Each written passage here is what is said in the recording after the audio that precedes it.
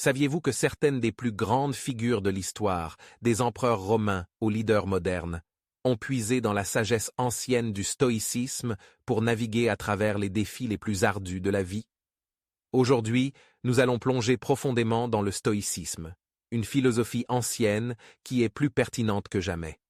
Imaginez faire face à l'adversité avec un calme inébranlable, transformer les obstacles en opportunités et vivre chaque jour avec but et résilience. C'est la puissance du stoïcisme et dans cette vidéo, je vais vous montrer 9 exercices transformateurs pour vous aider à commencer votre voyage stoïcien. Que vous cherchiez à renforcer votre ténacité mentale, trouver la paix dans le chaos ou simplement vivre une vie plus épanouissante, ces pratiques stoïciennes vous donneront les outils pour prospérer.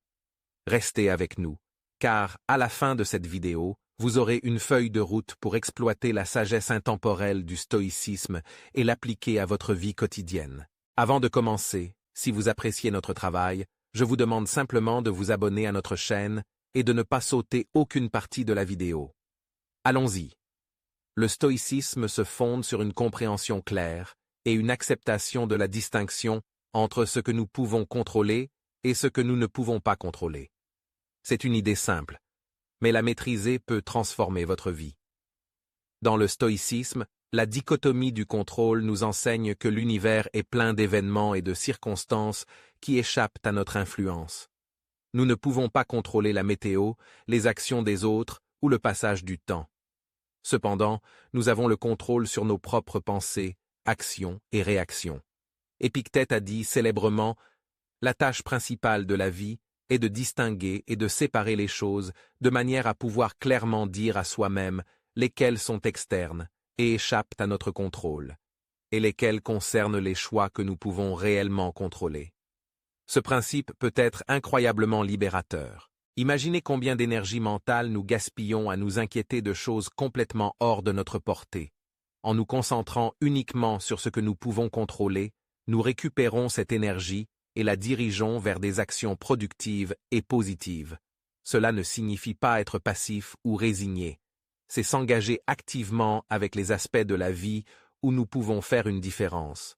Pensez à la dernière fois que vous étiez coincé dans les embouteillages, furieux du retard. Le stoïcisme nous rappelle que nous ne pouvons pas contrôler le trafic, mais nous pouvons contrôler notre réaction à celui-ci. Au lieu de nous mettre en colère, nous pouvons utiliser ce temps pour écouter un livre audio, pratiquer la respiration profonde ou simplement accepter la situation avec patience. En changeant notre focus de ce que nous ne pouvons pas contrôler à ce que nous pouvons, nous transformons notre expérience de l'événement. La dichotomie du contrôle nous encourage aussi à lâcher prise sur le besoin de contrôler les autres. Souvent, nous tombons dans le piège de vouloir changer les comportements ou les opinions des gens autour de nous, ce qui mène à la frustration et au conflit. Le stoïcisme nous enseigne que nous devrions nous concentrer sur notre propre conduite et notre caractère. En donnant l'exemple et en maintenant nos propres standards, nous pouvons influencer les autres indirectement, sans le stress de tenter de les contrôler. En outre, embrasser ce principe stoïcien nous aide à construire de la résilience. La vie est imprévisible et les défis sont inévitables. Lorsque nous acceptons que de nombreux événements échappent à notre contrôle, nous pouvons faire face à l'adversité avec plus de sérénité. Nous apprenons à nous adapter et à répondre de manière constructive plutôt que d'être submergés par les circonstances. Marcus Aurelius est peut-être le plus célèbre des stoïciens écrivains de journaux. Son œuvre, Méditation, est essentiellement une série de notes personnelles et de réflexions sur la vie, la vertu et la nature de l'univers. Ce qui est remarquable, c'est que ses écrits n'étaient jamais destinés à la publication. Ils étaient des réflexions privées visant à l'aider à vivre selon les principes stoïciens. Cette pratique du journal intime a aidé Marcus à clarifier ses pensées, évaluer ses actions et maintenir son engagement envers les vertus stoïciennes face à une immense pression et responsabilité. Alors, qu'est-ce qui rend le journal stoïcien différent des autres formes de journaux? Tout est dans l'intentionnalité et la concentration. Le journal stoïcien n'est pas seulement une question de consigner des événements, mais de réfléchir sur vos pensées, actions et sentiments à travers le prisme de la philosophie stoïcienne. C'est un exercice quotidien d'amélioration de soi et de clarté mentale. Commençons par établir quelques étapes pratiques. Réservez quelques minutes chaque jour pour écrire. Cela peut être le matin pour donner le ton à la journée ou le soir pour réfléchir aux événements de la journée. La clé est la consistance. Utilisez ce temps pour écrire sur vos expériences, mais plus important encore, analysez-les. Qu'avez-vous bien fait? Où avez-vous échoué? Comment avez-vous réagi aux défis et comment auriez-vous pu mieux les gérer?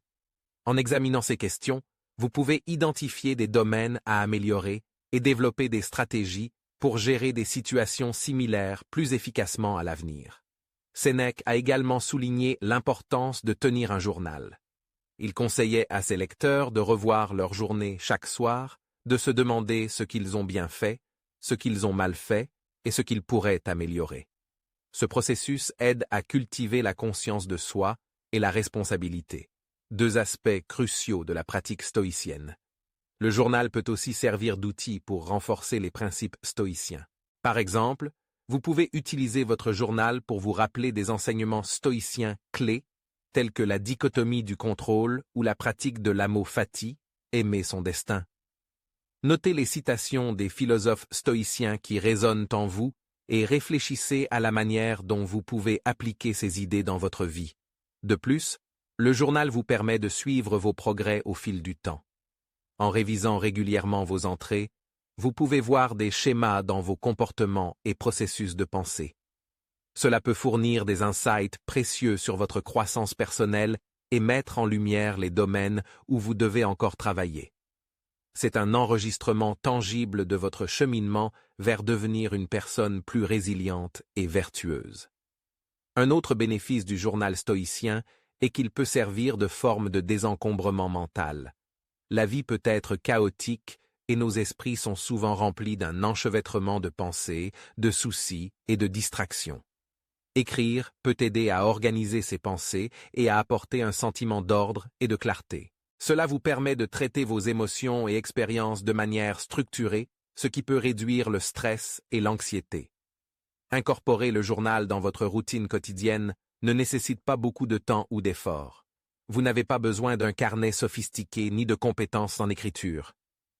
Tout ce dont vous avez besoin est de quelques minutes de réflexion tranquille et d'une volonté d'être honnête avec vous-même. Au fil du temps, cette pratique simple peut avoir des effets profonds sur votre état d'esprit et votre bien-être global.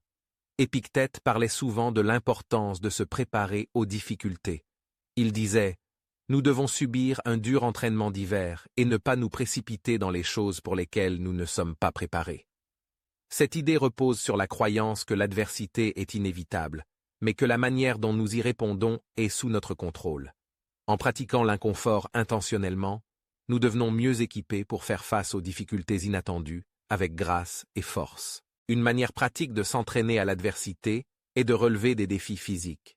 Les stoïciens s'exposaient souvent à des conditions difficiles pour renforcer leur endurance mentale et physique.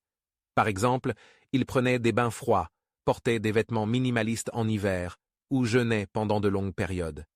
Ces pratiques ne visaient pas à s'infliger des punitions, mais à renforcer leur capacité à endurer et à rester composés sous pression.